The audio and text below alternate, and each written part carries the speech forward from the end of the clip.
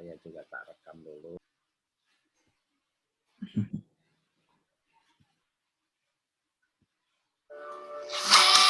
Kenapa ketika orang menikah itu pasti ada masalah?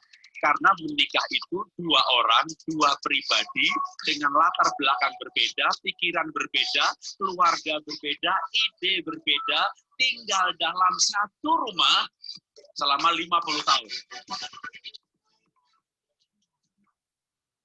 Ya, selamat berjumpa dalam program Keluarga Indonesia Bahagia, perbincangan saya dengan Ibu Dewi dan Pak Daniel. Ya, kita memang konsep acaranya ngobrol-ngobrol santai namun bernilai. Jadi kita di sini bukan dengerin ceramah, tapi kita bincang-bincang dua keluarga.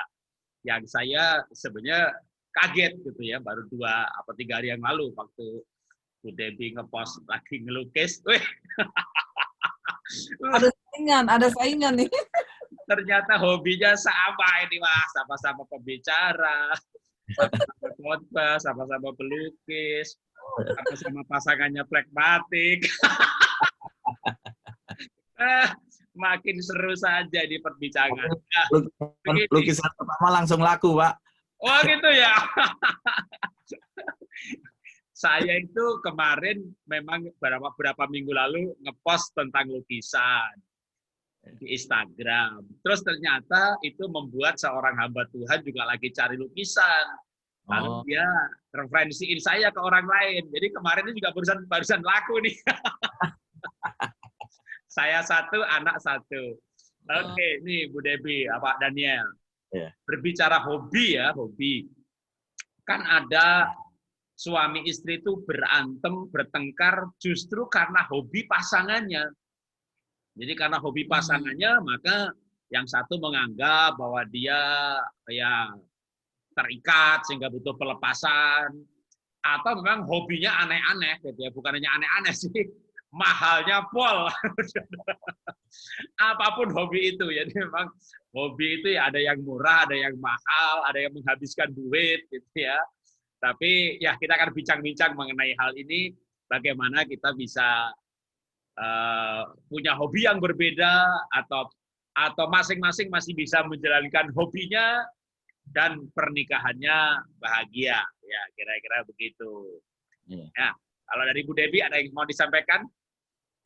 Iya, bicara hobi ya, apalagi kalau hobinya menghasilkan uang ya Pak. Mantap.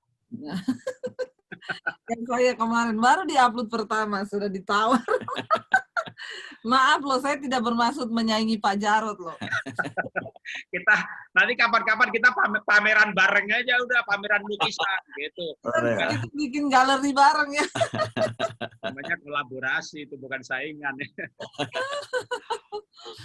Iya, jadi hobi ya, bicara tentang hobi. Saya percaya bahwa ya Tuhan menciptakan semua manusia itu kan juga dengan keinginan, jadi pasti ya ada hobi ya, hobi. Nah kalau hobi itu tidak saling mengerti juga berbahaya kan Pak ya, maksudnya akhirnya istrinya marahin suaminya, kamu itu hobi dulu, dia tuh hobi di studio Pak. Kalau udah sama musik itu semalam-malaman, ya nggak keluar dari studio, di musik, di studio aja ya kalau saya tanya. Lupa menikah dia. Dia lupa kalau udah punya istri di studio lama. Tapi saya pikir-pikir, daripada dia itu di studio lama ngapain ya? Saya bilang, daripada di studio lama begitu bikin album tuh. Akhirnya bikinlah keluar album saya yang pertama tahun berapa ya?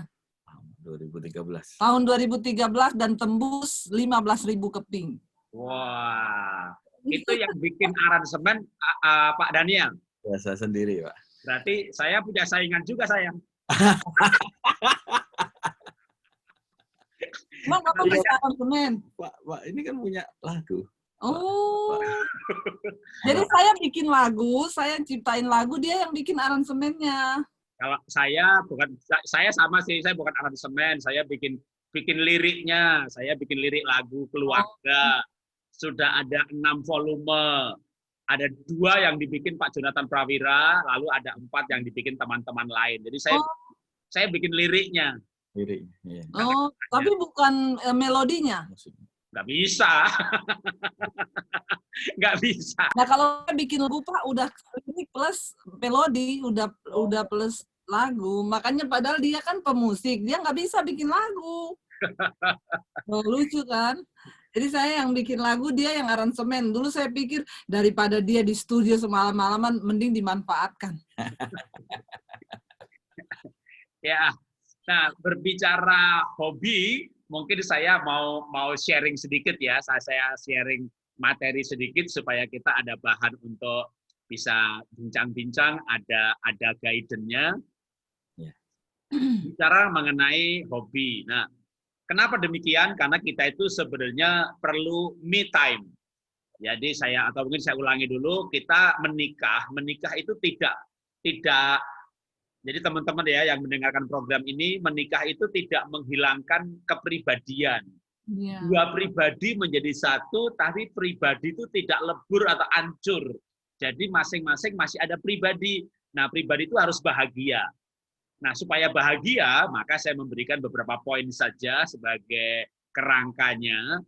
Maka supaya bahagia itu harus ada me time, waktu untuk diri sendiri. Merawat diri sendiri. Nah, yang pertama itu merawat roh.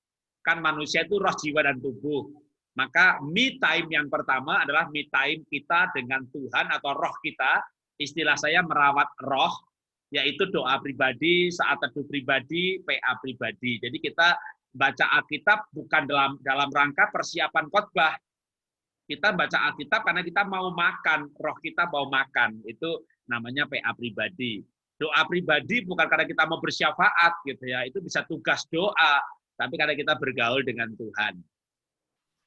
Yang kedua itu merawat jiwa. Nah, disinilah sebenarnya ada masuk hobi, bisa juga komunitas, supaya jiwa kita bahagia. Nah, hobinya kan macam-macam ya kan. Lalu yang ketiga, me time itu juga merawat tubuh. Makanya kita perlu olahraga, perlu istirahat, perlu makan yang enak, ya merawat tubuh ini ya. Kalau wanita apalagi mungkin perlu spa, perlu pedicure, ya perlu merawat rambutnya, karena memang manusia itu roh, jiwa, dan tubuh. Kalau kita mengasihi diri sendiri dengan kualitas yang baik, maka kita juga pasti akan bisa mengasihi keluarga atau sesama dengan kualitas yang serupa. Jadi me time ini dalam rangka kita menjadi pribadi yang bahagia, sehingga pribadi yang bahagia mampu membahagiakan pasangannya.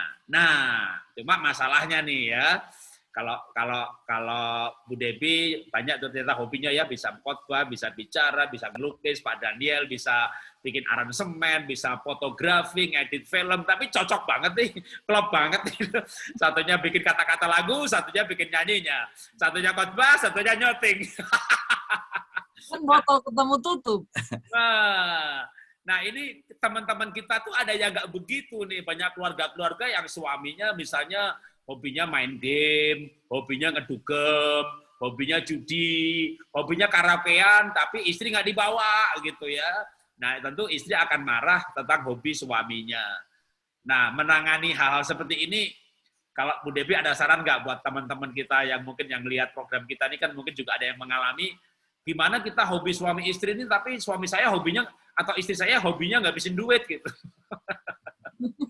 Ya pertama kan kita harus tahu dulu hobi itu apa Pak. Kayaknya kalau judi, minum, mabok, selingkuh itu kayaknya bukan hobi deh. Itu kayaknya lakuan itu. Ya, hobi apa selingkuh? Hobi ya judi. Aduh kalau itu mah tabiat kayaknya. Ya. Tapi memang ada orang-orang yang hobi itu bisa membuat kita happy, tapi hobi itu juga bisa membuat kita hancur. Ya, contoh nih ada bapak-bapak yang hobi sepeda, istrinya enggak. Akhirnya dia seharian sepeda, mulai dari hari apa sepeda sama teman-teman, karena dia punya klub ada 6 Pak. Jadi tiap hari ganti klub. Lah itu kan istrinya marah kalau kayak begitu. Jadi saya pikir hobi itu sih selama masih di dalam batasan-batasan pembagian waktu yang baik, apalagi misalnya istri ikut, nah itu akan lebih, biar kalau kita berdua ini kebetulan hobinya banyak sama, jadi hobi kita itu semakin menyatukan kita, dan hobi kita itu juga menjadi pekerjaan kita kayaknya ya. Jadi menghasilkanlah hobi itu. Yang berbeda cuma satu, melukis, Pak. Dia bisa melukis, saya megangin lu. Udah lah. Bohong ini, hoax ini. Ya, kalau ibu ngelukis, bapaknya nyediain kopi, gitu loh. Iya, betul. Kayak kemarin saya siang kan udah lupa makan tuh ngelukis. Dia bilang, "Say, makan dulu. Tunggu, ini udah lagi asik, nanti aja dulu." Biasanya kan saya yang siapin. Tiba-tiba datang Pak, bawa nasi, bawa 1 piring, udah sama lauk, sama minum. Wah, thank you ya. Tapi nggak sia-sia karena langsung sold out.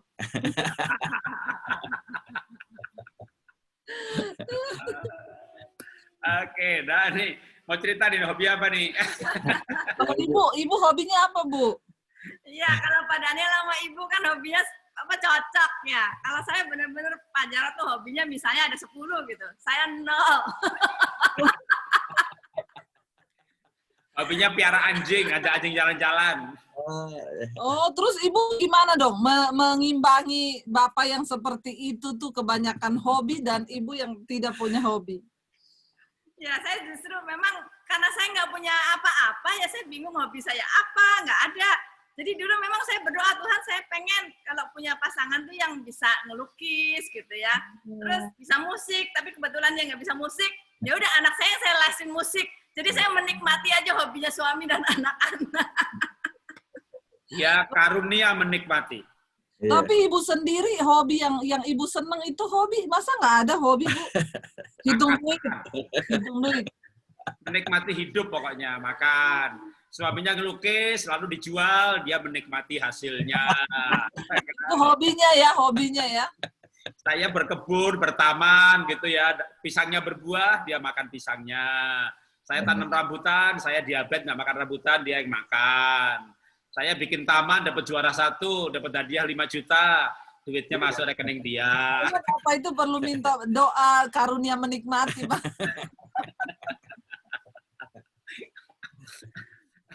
Tapi ada yang begini nih, ada saya dulu pernah, dia sih sebenarnya nggak hobi banget sih ya, kan belum lama juga dia punya anjing gitu ya. Jadi dulu waktu setelah rumah kita pindah yang sekarang ini, yang besar ini, dia piara anjing gitu. Nah, dia tuh sayang banget sama anjingnya gitu, diajak ngomong, disayang-sayang gitu.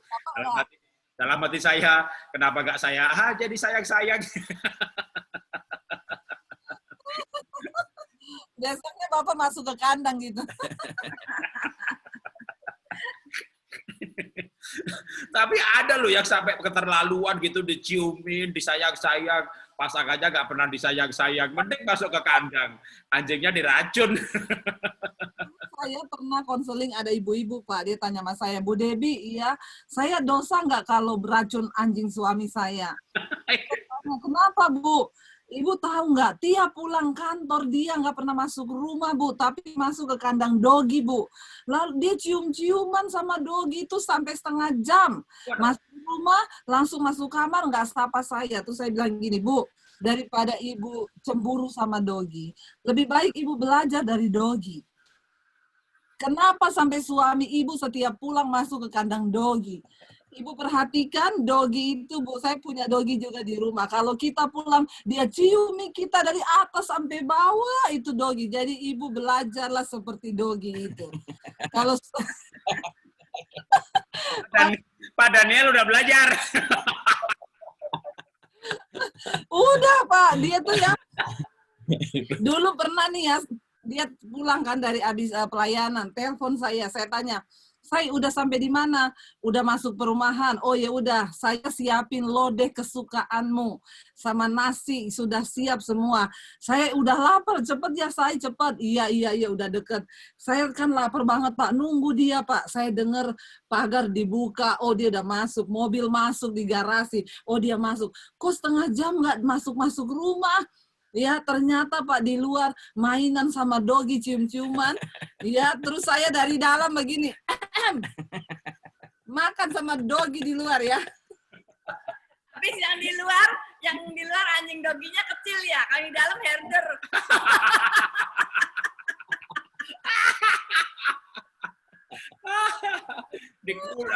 Dikunci tuh, nggak boleh masuk rumah loh.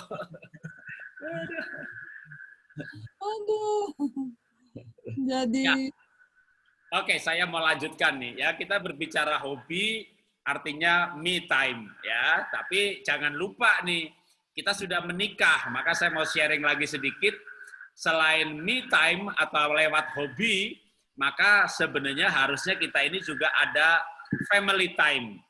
Karena kan kita Filipi berkata supaya kita satu dengan yang lain itu saling memperhatikan. Jangan tiap-tiap orang hanya memperhatikan kepentingan sendiri, tetapi juga kepentingan orang lain dalam hidup bersama. Jadi memang kita boleh me time, tapi juga harusnya ada family time. Karena memang kalau kita tinggal bersama itu kan harus saling memperhatikan, saling menolong.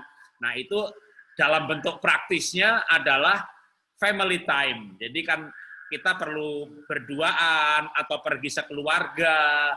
Dengan demikian maka kita bisa membangun ikatan yang kuat. Nah ini kalau saya selain berduaan atau me time, hobi sendiri, maka kita juga perlu family time gitu ya untuk membangun bonding. Nah dalam gambar ini ketika anak-anak sekeluarga saya bawa pelayaran ke Mentawai. Jadi untuk pergi ke gereja tuh sampai nyebrang-nyebrang sungai begini. Nah itu membuat kita itu keluarga, tempat di mana setiap pribadi bahagia karena melakukan hobinya, setiap pribadi masih ada waktu buat diri sendiri, tetapi jangan lupa kita komitmen untuk bersama-sama menjadikan keluarga ini komunitas ilahi, di mana setiap pribadi merasa diterima. Nah, kalau banyak orang biasanya, ya kan saya harus ada waktu buat diri saya dong, betul. Saya mau hobi saya, betul. Tapi kalau dia hobi-hobi terus, ya namanya lupa menikah, gitu ya kan.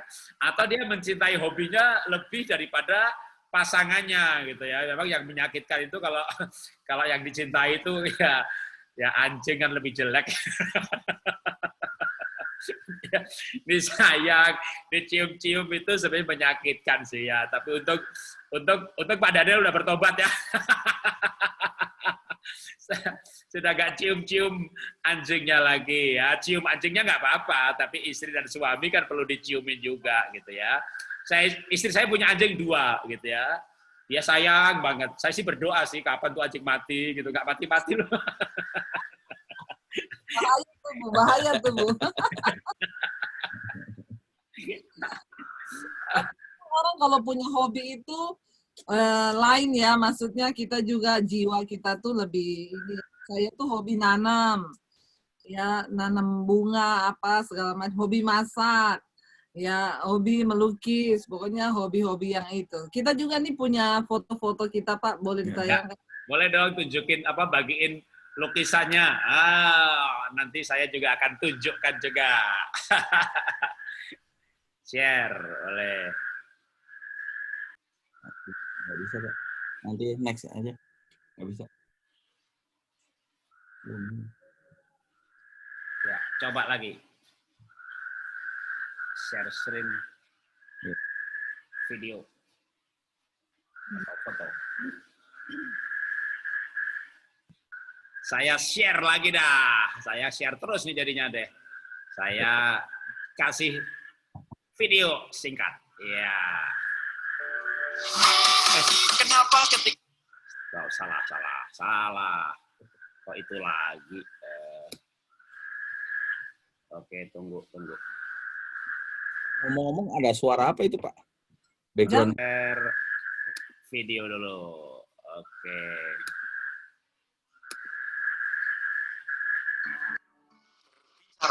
Lukisan, maka tidak ada habisnya. Kenapa? Karena dari materi untuk melukis aneka ragam. Berbicara gayanya ada banyak. Misalnya kalau di Indonesia yang legendaris, misalnya Avandi dengan super ekspresif, ada Basuki Abdullah dengan realistis ekspresionis, ada Sujoyono yang naturalis. Di dunia internasional ada Pablo Picasso, dan setiap individu melukis dengan gaya yang berbeda-beda. Tapi kali ini saya ingin menyarankan Anda untuk melukis, atau saya mau bahas melukis sebagai hobi. Berbicara mengenai hobi, saya percaya Anda juga punya talenta bakat dan lakukan sebagai hobi. Apa itu hobi? Dilakukan untuk kesenangan. Jadi misalnya Anda punya bakat atau talenta musik, menjahit, piara hewan, piara tanaman, maka lakukanlah sebagai hobi. Karena hobi ini bisa menjadi ekspresi perasaan. Misalnya kalau saya dengan melukis, saya mengekspresikan perasaan saya melalui kuas, ya, warna dalam lukisan. Itu semuanya adalah ekspresi perasaan, terapi bagi kesehatan jiwa. Memang banyak orang yang berawal dari hobi, mendapat kesenangan, lalu akhirnya mendapat penghasilan yang cukup besar. Nah, saran saya, ketika sudah menjadi sumber penghasilan, lakukanlah bukan sebagai pekerjaan, tapi tetap sebagai hobi, supaya jiwa Anda menjadi sehat. Nah, saya sendiri berbicara soal melukis, maka waktu kecil saya melukis karena hobi, karena bakat talenta yang saya dapatkan dari ayah saya. Lalu SMA dan kuliah saya melukis bukan hobi lagi, karena saya orang miskin. Untuk mendapatkan tambahan biaya sekolah, saya melukis sebagai pekerjaan untuk mencari uang. Lalu tahun 87 saya lulus kuliah dan saya punya pekerjaan, saya punya duit, saya tidak melukis lagi sampai tahun 2010. Sudah sejak tahun 1987, jadi 23 tahun saya tidak melukis. Tapi karena pengen rumahnya dipajang lukisan buatan sendiri, lalu saya mulai melukis 6 bulan lalu. Hasilnya, nah semua yang Anda lihat nanti, itu lukisan saya. Menurut istri dan anak saya sih, lukisan saya bagus. Jadi setelah 23 tahun tidak melukis, ternyata saya masih bisa melukis. Nah, coba sekarang renungkan. Bakat Anda miliki. Waktu dulu misalnya playgroup TK, SD, SMP, Anda punya bakat berbicara, Anda seorang yang berani tampil, menyanyi depan kelas. Lalu sekarang Anda seorang yang pendiam, pemalu, sehingga dengan demikian Anda kesulitan membangun relasi dan jaringan, dan kurang kesuksesannya. Sekali lagi, saya mau katakan, bakat Anda tidak hilang, hanya terpendam. Nah, mulai terpendam. Kenapa jadi pemalu dan pendiam? Mungkin loh ya, sejak SMA, waktu jerawat mulai muncul, atau waktu patah cinta, lalu Anda menjadi pendiam. Ada juga kesibukan, atau seperti saya, 23 tahun, ya, karena punya kesibukan tersendiri, lalu nggak melukis lagi. Saya mengenal seorang wanita yang punya bakat masak luar biasa, lalu karena suaminya punya usaha yang besar, dia sebagai ibu yang tidak perlu masak lagi, maka bakatnya terpendam bertahun-tahun. Suaminya bangkrut, lalu ibunya mulai masak lagi. Padahal sudah puluhan tahun nggak dilakukan. Tapi karena hobi itu melekat, tidak hilang, hanya terpendam. Dia mencoba masak lagi, lalu buka usaha restoran. Hari ini franchise-nya sampai ke Singapura, sampai ke Malaysia, puluhan cabang, dan menjadi miliarder, kaya raya, sukses, karena bakat yang dijalankan kembali. Seandainya tidak sebagai income, maka sebagai hobi, sebagai terapi jiwa untuk kesehatan jiwa kita. Salam dahsyat, luar biasa. Luar biasa. Pertanyaannya itu waktu umur berapa ya? Itu tahun, itu 10 tahun yang lalu, 2009-2010. Jadi itu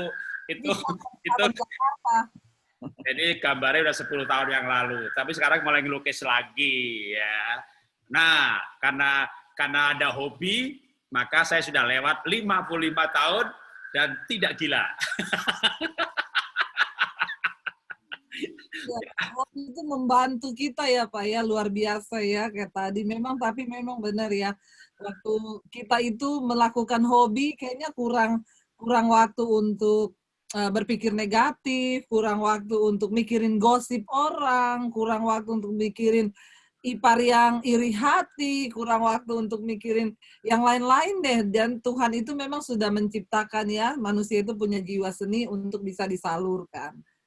Ya, luar biasa. Kayak Pak Jarod tadi. Itu saya tertarik lukisan yang hijau tadi itu, Pak. Boleh tukar sama yang kuning. Boleh, boleh. Kita tukar-tukar yuk. Boleh, boleh, boleh. Saya pernah tukar lukisan sama Jacqueline Selose. Oh iya. Oh, dia bisa. Jacqueline memang bisa. Terus saya pernah pameran bersama, tapi nggak sempat tukar-tukar melukisan. Pameran bersama sama Ani Pangela. Oh, Ani Pangela. Ya, yang belum kesampaian sama Philip Pantova, itu saya belum. Tapi dengan beberapa hamba Tuhan lain, saya pernah bikin pameran bareng-bareng. Ya, waktu itu sama Ibu Ani Pangela itu buat malam dana. Jadi pas misalnya siapa tahu nanti Bu Devi lagi mau bangun di Sentul kan. Lelang di Zoom, Pak. Ya, kalau nanti Bu Devi mau bangun bukit doa di Sentul, ya saya ikut bantu lukisan dah. Pokoknya hasilnya semuanya buat dana misi. Ya. Dana hidup juga boleh. Ya. Jadi memang ada hobi yang menghabiskan uang, ya. Tentu itu membawa pernikahan dalam pertengkaran, ya. Kalau misalnya kita nggak pengertian, apalagi kan ada yang misalnya suami atau istri itu duitnya pas-pasan, lalu udah begitu pengeluaran buat porsi hobinya terlalu besar. Ya kalau dia misalnya income-nya ratusan juta, lalu istrinya dipenuhi kebutuhannya, dia hobinya mau yang mahal ya nggak masalah. Tapi ada kan yang suami nggak tanggung jawab, dia istri nggak dikasih uang, istri suruh cari duit sendiri, kerja sendiri, lalu dia hobinya mahal, bahkan kadang kurang minta duit sama istri. Nah ini menurut saya kalau sudah menikah ya nggak boleh demikian. Kalau bujangan ya nggak apa-apalah, terserah. Itu kan hidup belum punya tanggung jawab. Tapi kalau sudah menikah, kita kan komitmen untuk hidup bersama istri, bersama suami, bersama anak-anak.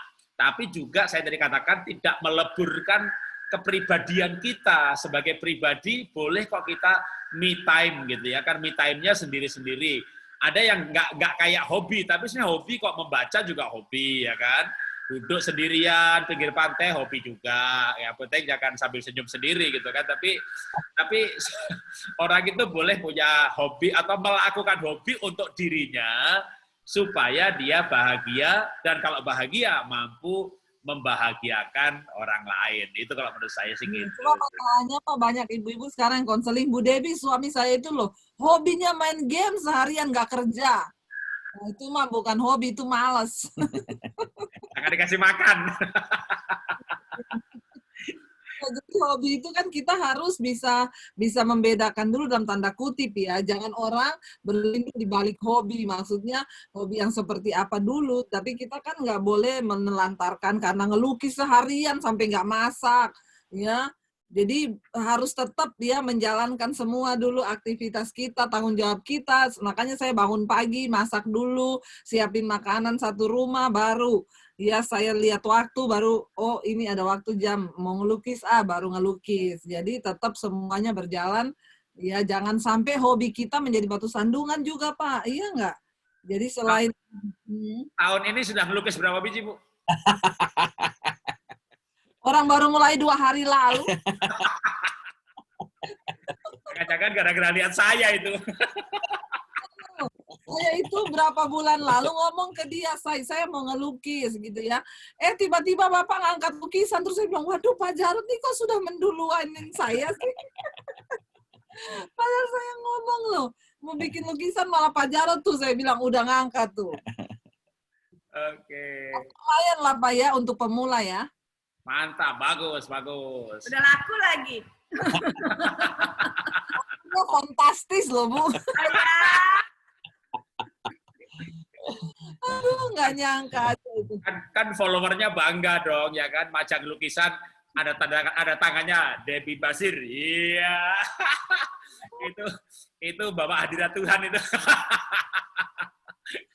Ini udah banyak pesanan, Pak. Oke. Kalau kelebihan bagi-bagi aja, nanti kubuatin. Tapi Bapak udah ahli tuh, Bapak lukisannya. Ya, dulu saya ngelukis buat waktu SMA, kuliah itu memang buat cari duit gitu, buat nambah biaya. Terus begitu usaha, Tuhan berkati, ya tadi itu, lupa, nggak pernah ngelukis lagi, hobinya ganti yang lain. Tapi ya pandemi ini Lalu saya punya rumah, begitu rumah saya jadi, ini kan 2009, 2010. Saya ngelukis untuk memenuhi rumah saya dengan lukisan, terus berhenti lagi gitu ya, sampai pandemi ini. Pandemi ya harus, lukis lagi gitu. Laku juga. Berarti Tuhan itu menciptakan manusia itu punya jiwa seni yang menjadi hobi, tapi itu juga bisa dijadikan bakat atau sebuah sarana untuk penghasilan ya. Berarti Ya, kalau dulunya memang ya antara hobi dan penghasilan ya, dalam arti kita juga masih bisa menikmati itu sebagai hobi, sebagai kesenangan. Tapi sekarang di tengah pandemi ini, apalagi kan saya pernah cerita ya bahwa perusahaan saya IFA Dahsyat itu kan tutup ya. Memang kalau Happy Lukit masih ada, tapi IFA-nya udah tutup. Lalu ketika ngelukis dan terus juga menjadi saluran berkat gitu ya, itu kita juga merasakan pemeliharaan Tuhan ya. Ketika kita ada kebutuhan itu ya, kok ada aja gitu loh. Kita pas lagi, terutama anak saya sebenarnya. Kalau saya sebenarnya lagi nggak terlalu banget, tapi anak saya kan pulang dari Australia, lalu lagi mau mendirikan perusahaan di bidang art. Nah, ketika dia mendapat order lukisan itu ya secara pribadi kan dia merasa bahwa oh aku ini mampu, lukisanku tuh laku, berarti saya tuh bakatnya kuat. Itu selain sisi uangnya itu untuk seorang anak ya, anak saya remaja kan masih ya 23 tahun, lalu dia lukisannya udah dihargai dalam arti orang mau membeli, itu kan juga membangun gambar diri dia, keyakinan dia bahwa Tuhan itu memberi dia talenta tuh bagus gitu. Ibu dong, ngomong dong Ibu. Ya, dia mulai melukis lagi, tadi kan bilang 23 tahun ya nggak ngelukis ya. Nah, itu gara-garanya karena kami pindah rumah besar, temboknya banyak. Saya bilang, ya aku tuh nikah sama kamu karena kamu pinter ngelukis. Sekarang ini rumah nggak ada lukisannya. Kalau kamu nggak mau lukis, aku mau beli.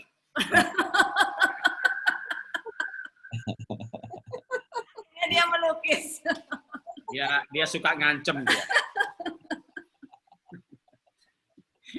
Begitu bilang mau beli gitu, saya kan mikir ya, belinya pakai duit saya. Jadi terpaksa ya hobi keluar lagi. Aduh, lucu deh Bapak sama Ibu itu ya. Iya, tapi ya itu Pak, di tengah-tengah begini banyak memang orang yang akhirnya juga berantem gara-gara hobi ya. Tidak saling mengerti ya. Ada bapak-bapak yang konseling, Bu, istri saya hobinya shopping. Itu hobi apa bukan tuh? Kayaknya bukan deh, itu nafsu ya. Jadi masa hobi shopping menghabiskan uang ya. Jadi saya juga percayalah Tuhan itu menciptakan manusia. Jadi sebenarnya nggak ada manusia yang akan mati miskin. Kenapa?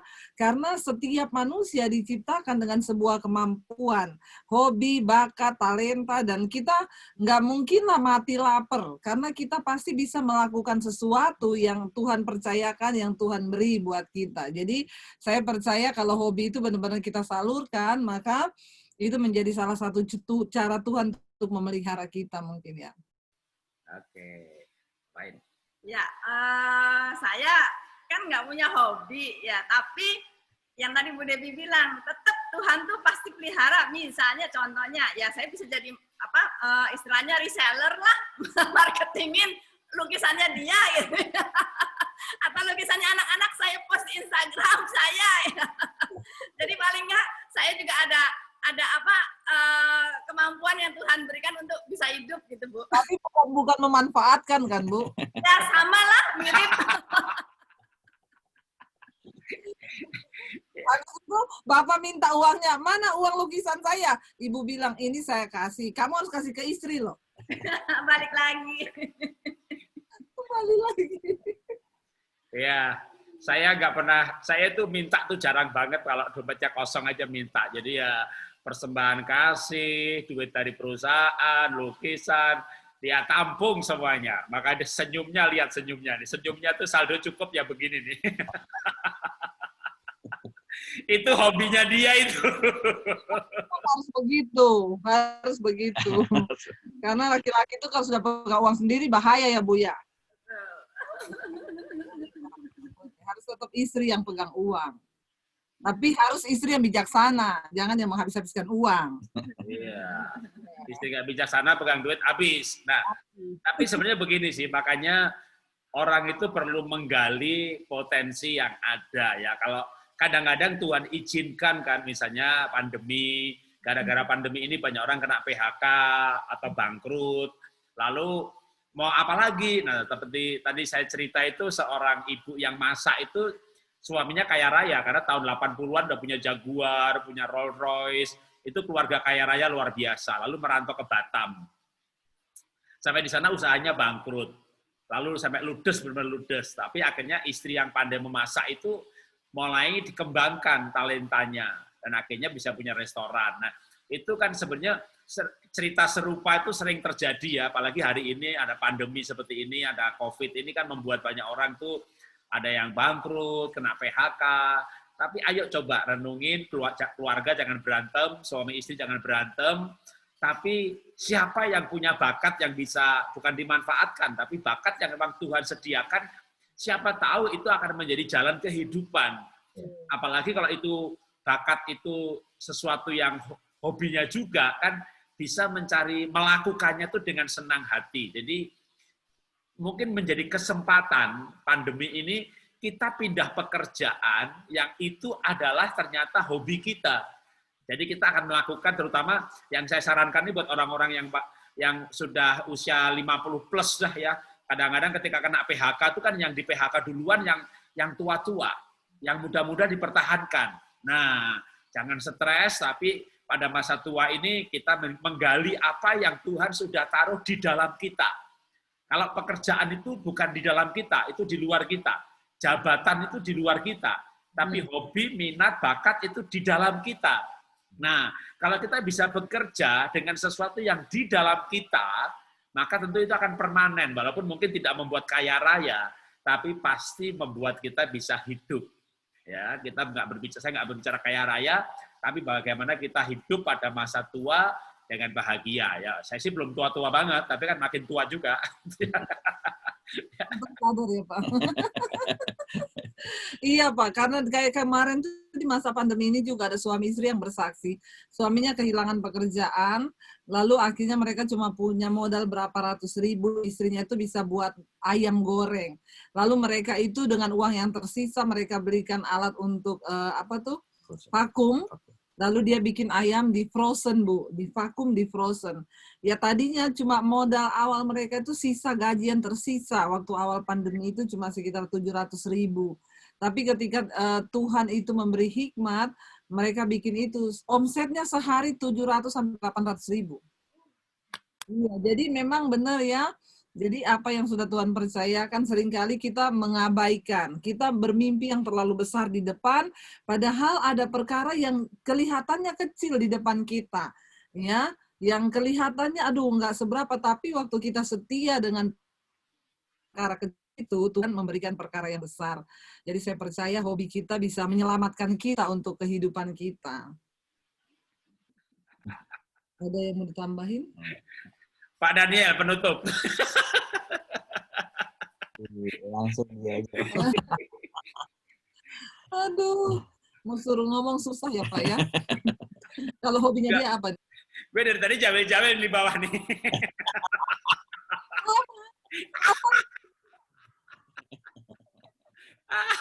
Jadi kita jamil-jamil nih, kamu ngomong gitu. Ternyata kita sama-sama jamil-jamil. Ya, demikian. Ya, maksud saya Bapak Ibu semuanya yang menyaksikan program ini ya. Kita itu hidup ini sebenarnya Tuhan itu tidak mungkin meninggalkan kita, membiarkan kita. Ya, sering kita yang tidak mau menggali potensi yang ada. Ingat nggak Tuhan Yesus tuh pernah memberikan perumpamaan. Ada orang yang dapat 2 talenta, ada yang 5, ada yang 10. Yang 5 dikembangkan, yang 10 dikembangkan. Tapi yang mendapat 1 talenta atau 2 talenta, sampai saya lupa, itu disimpan. Karena dia nganggap tuannya jahat. Yang lain dapat 5, kok aku dapat 2. Yang lain dapat 10, kok aku dapat 2. Lalu disimpan. Ya. Nah, karena itu sebenarnya ini kita itu punya 5, 2, 10 sebenarnya sama saja ya. Orang yang pakai 10 talenta juga kenyataannya nggak pernah dipakai semuanya kok. Contohnya saya saya punya bakat dagang, saya punya bakat bicara, saya punya bakat melukis. Waktu saya dagang, saya nggak ngelukis. Begitu bangkrut, baru ngelukis. Jadi sebenarnya di waktu yang sama itu nggak semua talenta dipakai juga. Ya, karena begitu dagang untungnya banyak, wah pegawainya banyak, perusahaannya berkembang gitu ya. Ya kita asik di situ, bakat yang lain lupa gitu. Tuhan izinkan bangkrut ya, ngelukis lagi. Gitu ya. Jadi punya bakat banyak pun nggak semuanya langsung dipakai. Tapi intinya adalah yang Tuhan Yesus ajarkan dengan perumpamaan talenta itu punya 1 atau 2, jangan disimpan. Nanti saya dalam kesaksian berupa video tadi kan saya bilang bahwa saya 23 tahun nggak melukis. Saya simpan itu talenta karena ada kesibukan yang lain. Tapi ternyata 20-an tahun kemudian saya masih bisa. Jadi coba Bapak Ibu, Saudara punya talenta apa yang selama ini disimpan? Karena kalau disimpan, waktu Tuhan Yesus berbicara mengenai talenta, maka yang tidak menggunakan talentanya disebut jahat loh sama Tuhan.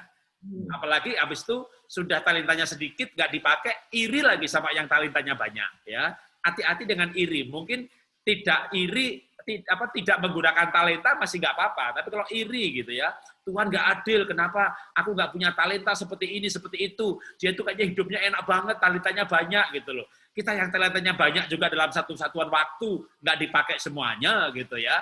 Tapi kalau punya 1 atau 2 saja ketika dikembangkan, lalu Tuhan Yesus datang waktu dalam perumpamaan talenta itu, lalu upahnya sama, sedinar. Jadi ternyata talenta banyak sedikit, upahnya sama. Jadi mari kita berhenti iri hati, berapapun pasti ada. Ya, temukan itu. Ya, minimal ya tadi talenta sebagai supporter. Kalau nggak bisa main sepak bola ya sebagai penyemangat.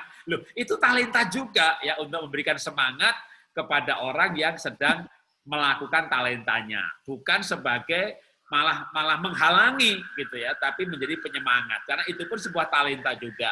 Jadi saya percaya Tuhan itu baik, Tuhan itu adil, sehingga setiap orang minimal punya 1 sebenarnya, minimal punya 1.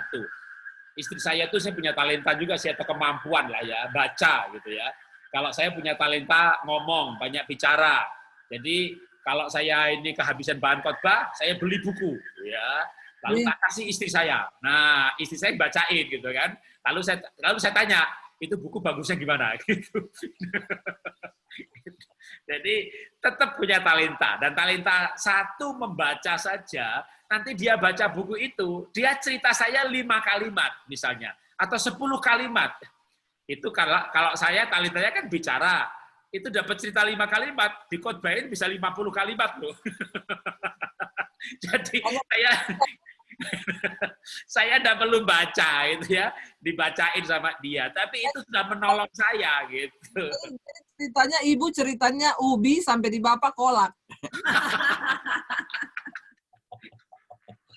Udah ditambah gula, ditambah santan, udah jadi kolak. Ya, dari saya sih cukup ya. Mungkin Bu Devi yang menutup hari ini, sekaligus doanya nanti kesimpulan, atau Pak Daniel kesimpulan. Atau doanya Pak Daniel. Jadi kesimpulannya itu, seringkali orang itu sibuk berkata, saya kok nggak punya apa-apa, Bu. Ya, saya nggak punya apa-apa ya, Bu. Saya lihat Ibu talentanya banyak, bisa khotbah, bisa nyanyi. Saya pengen kayak Ibu. Jangan menjadi seperti saya. Karena Tuhan memberikan kita tuh masing-masing. Dia bilang, saya nggak bisa kayak Ibu. Saya bilang, tapi kan setidaknya bisa berdoa. Ya, jadilah pendoa, nggak usah berpikir, oh pelayanan tuh talenta itu dikembangkan harus jadi pengkhotbah, semuanya di mimbar. Jangan, nanti kita banyak saingan, ya Pak ya. Temukanlah sesuatu dalam dirimu, jangan pikir pendoa itu tidak mulia loh, justru pendoa-pendoa yang tidak kelihatan, mereka tidak terlihat di depan, itu bisa jadi upahnya lebih besar loh dibanding orang yang kelihatan, karena sudah dicampur dengan sombong akhirnya jadi kurang sedikit.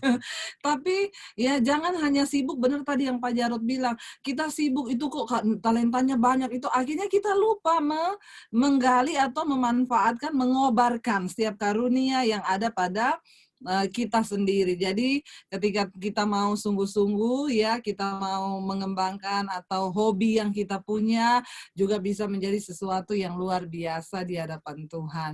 Saya percaya semua saudara diberkati. Ingat, hobi itu sesuatu yang positif. Jangan karena hobi berantem karena lupa waktu. Itu bukan hobi, itu nafsu, dosa itu ya. Hobi main game seharian, hobi apa ini boleh kayak saya melukis, ngurus tanaman, tapi saya bisa membagi prioritas. Ya, pagi itu ngurus suami, ngurus anak-anak, setelah itu baru ngurus tanaman, ngurus lukisan, baru syuting, baru apa, tapi kewajiban saya harus sudah kita lakukan dulu supaya itu tadi yang firman Tuhan bilang, ya haruslah kita saling memperhatikan seorang dengan yang lain. Terima kasih banyak Bapak dan Ibu sudah berbagi buat kita semua. Kita satu hati, kita berdoa ya. Bapak, terima kasih buat malam hari ini. Kami bersyukur Tuhan, kami percaya apa yang kami lakukan boleh menjadi berkat bagi banyak orang yang di luar sana yang menyaksikan ini. Biarlah Tuhan dalam rumah tangga kami ada kerukunan, damai sejahtera, sukacita, bahkan kami bisa mengembangkan semua talenta, hobi yang ada dalam diri kami menjadi sesuatu yang positif dan berguna bagi banyak orang. Tuhan terus bimbing kami, terus bentuk kami menjadi terus semakin disempurnakan menjadi seperti Kristus dalam rumah tangga kami, ada damai, sejahtera, dan sukacita.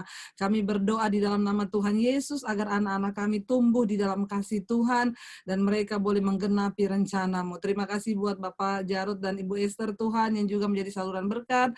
Tuhan terus memakai kehidupan mereka juga untuk terus menjadi berkat bagi banyak orang. Kami menyerahkan seluruh hidup kami hanya bagi kemuliaan Tuhan. Dan semua yang menyaksikan program ini, rumah tangga mereka diberkati, keluarga mereka berbahagia di dalam Tuhan, karena Tuhan yang menyertai. Engkau mencukupkan semua yang dibutuhkan di dalam nama Tuhan Yesus. Kami berdoa dan bersyukur, haleluya, amin, amin. Terima kasih. Terima kasih, sama-sama. Tuhan berkati. Nanti kita bikin konten melukis bareng. Sambung pameran bareng. Nanti malam dana bareng. Tuhan berkati. Bapak Jadi, teman-teman, itulah program kita hari ini. Sampai jumpa dalam episode selanjutnya. Tuhan memberkati.